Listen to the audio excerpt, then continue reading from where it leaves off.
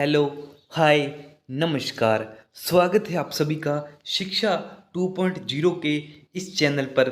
ये एक ऐसा चैनल है जहाँ पर आपको अलग-अलग कॉम्पिटिटिव एग्ज़ाम का एनालाइज़ करवाया जाता है। तो आज हम बात करेंगे एसएससी फेज़ एग्ज़ाम की जो 1 अगस्त की फर्स्ट शिफ्ट थी, उसमें जितने भी जीके और जीएस के 25 प्रश्न पूछे गए थे उन सभी के बारे में। कुछ प्रश्न इंग्लिश के भी होंगे, कुछ मैथ के भी होंगे, कुछ जीके और जीएस के भी होंगे। तो चलिए शुरू करते हैं। लेकिन उससे पहले यार काफ़ी लोग आते हैं, वीडियो देख लेते हैं, लेकिन वीडियो को लाइक नहीं करते और ना ही चैनल को सब्सक्राइब करते हैं। तो भाई क्या है कि वो जो लाल कलर वाला बटन है ना, जिस पर सब्सक्राइब लिखा हुआ है, तो उसे आप सभी दबा दीजिए, ठीक है। तो चलिए शुरू करते हैं। गाइस सबसे पहले आपका एक सिनोनियम पूछा हुआ था, वो था ऑब्सक्योर का। ऑब्सक्योर का अगर हिंदी में हम मतलब निकालें ना, तो वो होता है अस्पष्ट, यानी जिसके लिए हम क्लियर नहीं है। तो एक तो इसका सीधा ही हो जाएगा कि अनक्लियर हो गए, ठीक है।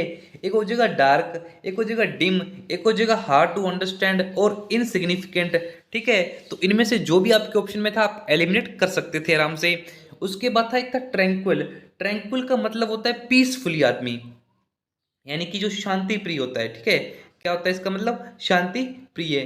तो इसके लिए जो आपके सिनोनिम्स हो जाएंगे ना, वो जो calm, peaceful, serene, placid, quiet, restful और अनडिस्टर्बेड, ठीक है। तो ये आप सभी के सिनोनिम्स हो जाएंगे। और जो भी आपके सिनोनिम था ऑप्शन में, आप वो कमेंट सेक्शन में बता दीजिएगा, ठीक है। इसके बाद एक आपका ना ब्रेव का एंटोनियम पूछा हुआ था। अब बताओ भाई, ब्रेव का मतलब क्या होता है? साहसी। ब्रेव का क्या मतलब होता है? साहसी यानी बहादुर। तो इसका जो उल्टा क्या हो जाएगा, वो जो डरपोक यानी कि timid, scared, week, fearful, cowardly. Cowardly का मतलब भी होता है डरपोक, ठीक है। तो ये भी बात आप ध्यान रखिएगा। इसके बाद एक आपका सिनोनिम पूछा हुआ था इमीडिएट का। इमीडिएट का मतलब होता है नजदीक, ठीक है। कोई भी चीज हमारे जितनी नजदीक है, हम बोल सकते हैं कि यार वो नजदीक है हमारे, ठीक है। तो नजदीक का अब इसका सिनोनिम क्या हो जाएगा? इम्पेंडिंग, अप्रोचिंग, नियर यानी कि पास में, फोर्थ कमिंग, ठीक है। फोर्थ कमिंग का मतलब भी होता है पास में, तो चीज हमारे पास में है। तो ये कुछ सिनोनिम्स और एंटोनिम्स पूछे हुए थे। बाकी इसके अलावा यार एक क्वेश्चन आपके कुछ हमें मिले हैं, वो भी देख लेते हैं। जैसे कि पूछा हुआ था कि ब्रिक्स के स्थायी देश कौन से हैं। तो ब्रिक्स में वर्तमान में 10 देश हैं, ठीक है। जो कि हैं ब्राजील, रूस, भारत, चीन, दक्षिण अफ्रीका, मिस्र, इथोपिया, ईरान, सऊदी अरब और संयुक्त अरब अमीरात, ठीक है, यानी कि यूएई जिसे हम बोल देते हैं। ब्रिक्स का गठन मूल रूप से 2009 में हुआ था, ठीक है। और ब्राजील, रूस, भारत और चीन, इन सभी के साथ मिलकर इसका गठन हुआ था। और 2010 में दक्षिण अफ्रीका भी इसमें शामिल हो गया था, तो इसका नाम ब्रिक्स होगा, ठीक है, यहाँ से। लेकिन आपको क्वेश्चन पूछा हुआ था कि जो ब्रिक्स है इसके स्थायी देश कौन से हैं। तो यहाँ तक हमें पता लगा कि इसमें आपका रूस और चीन ऑप्शन में दिया हुआ था, ठीक है। जो आपके रूस और चीन है ना, ये इसके स्थायी देश हैं जो सदस्य हैं, ठीक है। तो ये आपके ऑप्शन में दे रखा था। इसके बाद एक क्वेश्चन आपका पूछा हुआ था कि भारत की ज्वालामुखी झील कौन सी है। अब बताओ भी भारत की ज्वालामुखी झील कौन सी? इससे आसान क्वेश्चन कभी हो सकता है क्या?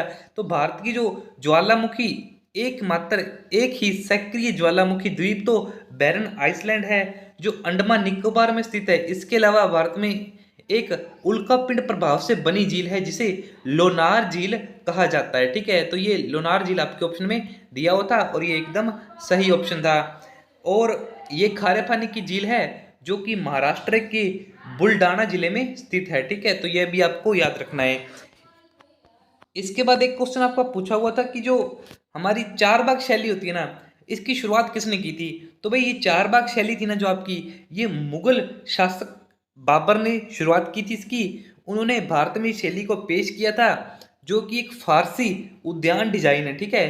तो एक डिजाइन है, एक शैली है, जिसमें एक मुख्य इमारत को चार भागों में विभाजित करके एक चौकार बगीचे के केंद्र में रखा जाता है। जो चार बाग शैली है, अगर आपसे पूछा जाए कि इसके उदाहरण क्या है, तो भारत में जैसे हुमायूं का मकबरा और ताजमहल है ना, ये सब भी चार बाग शैली के उदाहरण हैं, ठीक है। तो ये भी आपसे पूछ सकता है कभी ना कभी। इसके बाद एक क्वेश्चन आपका पूछा हुआ था कि भाई the good of small thing जो पुस्तक है ना, इसके लेखक कौन है। तो इसके जो लेखक है ना, ये अरुंधति रॉय हैं, ठीक है। अरुंधति रॉय की आपको कुछ और बुक्स भी याद रखनी है, जैसे कि ट्री ऑफ ऑलमोस्ट हैप्पीनेस, ठीक है। तो ये बुक भी इन्हीं की है। और इसके बाद द एंड ऑफ इमिग्रेशन, ठीक है, द एंड ऑफ इमिग्रेशन, ये भी इन्हीं की बुक है। यदि आपसे पूछा जाए कि आज़ादी किसकी बुक है, तो जो आज़ादी है ना, ये भी अरुंधति रॉय की है, ठीक है। इसके अलावा आपको याद रखना है मालगुडी डेज। मालगुडी डेज किसकी है? ये आर के नारायण की है, ठीक है। और अगर आपसे पूछा जाए कि जो भी ट्रेन टू पाकिस्तान है, ट्रेन टू पाकिस्तान ये किसकी है? तो ये खुशवंत सिंह की है, ठीक है बुक। तो ये भी आपको याद रखना है। इसके बाद अगर कभी कभी पूछा जाता है एग्जाम में कि द ब्लू अम्ब्रेला बुक किसकी है, द ब्लू अम्ब्रेला, तो ये जो रसिकन बॉन्ड की है, ठीक है। इसके अलावा आपको एक बुक और याद रखनी है जो अक्सर बहुत बार पूछी जाती है एग्जाम में, वो है मिडनाइट चिल्ड्रन। तो ये सलमान रशीद की है, ठीक है, मिडनाइट चिल्ड्रन। तो ये सभी बुक्स आपको याद रखनी है। इसके बाद एक क्वेश्चन आपका ना ये अजीब सा ही पूछा हुआ था कि जो जुम्मा लाहिरी हैं इनकी पुस्तक कौन सी है। तो काफ़ी सर्च करने के बाद पता लगा कि इनकी भी 4-5 बुक्स हैं, ठीक है। अब आप ही बताइएगा कि इनकी कौन सी बुक आपके ऑप्शन में दे रखी थी। तो एक बुक इनकी थी एन एन एक्यूज्ड अर्थ, ठीक है। एक बुक इनकी दे रखी थी इंटरप्रेट ऑफ मेलोडीज, एक थी द नेमेशेक, एक था द लोलैंड, ठीक है। तो इनमें से जो भी बुक आपकी दे रखी थी ऑप्शन में वो कमेंट बॉक्स में खींच के मारिएगा, ठीक है।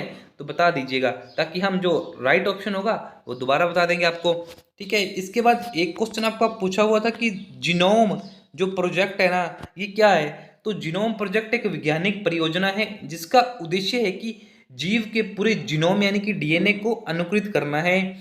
मानव जीनोम परियोजना यानी कि एचजीपी एक प्रसिद्ध उदाहरण है जिसका उद्देश्य मानव जीनोम के सभी 3 बिलियन डीएनए बेस पेयर को अनुकूलित करना यानी कि इकट्ठा करना है। इसके बाद आपका एक क्वेश्चन और पूछा हुआ था जो कि खजुराहों के मंदिर से पूछा हुआ था। अब जो सही क्वेश्चन था वो तो नहीं मिल पाया, लेकिन हाँ इतना पता लगा कि जो भी खजुराहों के मंदिर है ना आपके, वहां से एक क्वेश्चन पूछा हुआ था।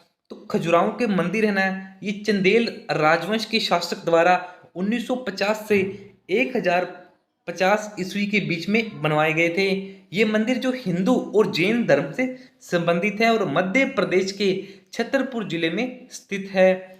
और खजुराहों के मंदिर अपनी नागर शैली की वास्तुकला और जटिल नक्काशी के लिए प्रसिद्ध हैं। विशेष रूप से कामुक कला इन मंदिरों में कंदारिया महादेव मंदिर अपनी जटिल कला और प्रतीकवाद के लिए प्रसिद्ध है। तो ये सभी पॉइंट आपको याद रखने हैं और अगर आपको पता है तो कमेंट बॉक्स में बता दीजिए भी कौन सा क्वेश्चन था इससे रिलेटेड।